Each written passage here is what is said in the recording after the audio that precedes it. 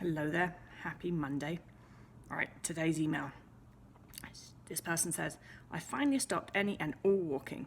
It's only been 3 days and I'm experiencing extreme anxiety, as to be expected. I was wondering if you could make a video on a couple of things. First of all, just reassuring people like me in the stage of recovery that I'm in, where I've gained what I thought should have been enough weight, in inverted commas, but I still seem to be gaining and the mental hunger is still nuts. It's okay not to be exercising. I literally hear almost every day that I should be able to at least walk. Things like, walking is good for anxiety, it gets your blood moving, keeps your joints from stiffening up. I often get asked how in the world I'm doing that, and if it's all too extreme to do absolutely nothing. So of course my eating disorder brain takes all off with all that, and I go fast down a rabbit hole of doubt, questioning if it's really necessary to stop all movement. It makes it so much harder to stick to my commitment. I'm doing it, and I've had to ride that intense wave of anxiety, but I've never before experienced such anxiety. So I guess what I'm asking is, could you make a video offering reassurance that we won't die or have heart attacks, and offer some advice of things we can tell ourselves when everyone around is either exercising or walking or talking about exercising. These aren't even my old gym friends, just normal people I encounter day to day. Anyway, you can tell that this has been and still is a huge hurdle of mine, so anything you can come up with is huge appreciated. Thanks, Tabitha. Okay, so first of all, when you're talking about other people are doing things like going walking and exercising, stuff like that, especially as January, it's kind of crazy. I'm not against movement at all. So other people doing movement is a lovely thing. If they're enjoying it, good for them. Go for a walk. Brilliant.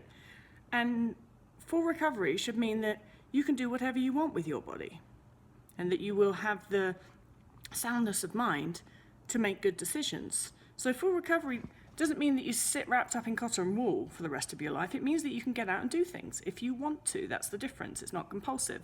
In order to get to that place, however, we have to break a compulsion. And the way that you break a compulsion is you stop doing it. Then there's the physical aspects on top of that. That your body, if you had an eating disorder for any length of time, has been through hell and it's knackered. And the best way to heal a body that's been through hell and is knackered is to give it plenty of rest. And the truth is, if you don't listen to your eating disorder voice, the truth is usually when you start resting, you discover that you are absolutely shattered and all you really want to do is absolutely nothing and eat a load of food. And so a lot of recovery is about being truthful. Truthful. Don't say that you want to get up and go for a walk when really what you want to do is sit on the couch and drink hot chocolate and eat Oreos. Or digestive biscuits, or hobnobs, whatever it is. So be truthful, but also let's just be smart.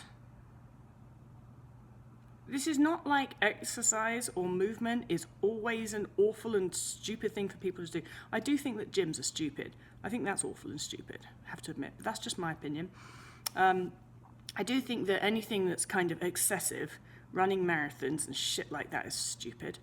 But, like things like I enjoy taking the dog for a walk, I ride horses, I ski. I do lots of stuff, really fun stuff. And sometimes I don't do any stuff. And the wonderful thing about recovery is I have the choice. And sometimes I'm just really tired. I'm like, yeah, off you go, guys. Have fun. Go skiing. I can sit on the couch and watch Downton Abbey, which actually I finished yesterday, all of the series. So now I'm quite upset about that. I've got no more Downton Abbey. Anyway, but that's the joy of full recovery is the choice. No compulsions whatsoever. It's wonderful. And it also means that if I'm tired, I can listen to my body because I don't have any other agenda in there as well. So let's not get all bitchy and down on just people doing exercise in general. Movement is part of life, and it's a joyful part of being a human being, is be able to move your body and do fun stuff. You want to be able to get there. And just because you can't see the damage that you've done to your body doesn't mean this isn't there. I think sometimes it's easy just to imagine you've broken your leg. Nobody would be kind of niggling at you to get up and go for a walk if you've broken your leg. We have to sometimes understand that mental health issues, and not even just mental health issues, because the damage you do to your body when you have an eating disorder is very physical as well. But most of it is inside. We can't see it. And a lot of it is just, it's there because you feel awful and you feel tired, if you're honest. But because it's not staring you in the face necessarily, you can kid yourself that it's not there and that you're fine. and other people don't necessarily look at you and understand. And that's the same with a lot of mental health issues. But like I said, there's a real physical aspect to the damage we do when we have an eating disorder. Stick to your commitment. I think the reason that you're having anxiety, it sounds like, is because you're still allowing this debate to go on in your head. You're still fighting it. You're kind of like listening to all of the exercise stuff. A large part of recovery is the mental commitment as well, shutting those anxieties and shutting those thoughts and shutting those doubts down, because they're going to keep on coming back and biting you in the arse unless you do that. That's what gives you the anxiety. It's your doubt that's giving you the anxiety. If you just say, I'm listening to my body and there's nothing wrong with that, the anxiety, and even if you don't believe that, pretend that you do, the anxiety will start to go away. The reason that you have the anxiety is because you're still 1 foot in the door, 1 foot out, going, should I, shan't I, should I, shan't I? Am I going to go for a walk or am I not going to go for a walk? Is this right or is this wrong? That's what's creating the anxiety here. So listen to your body, rest, do what you know is right, and just commit mentally to, this is what's happening and I'm not going to question it. I'm just doing it.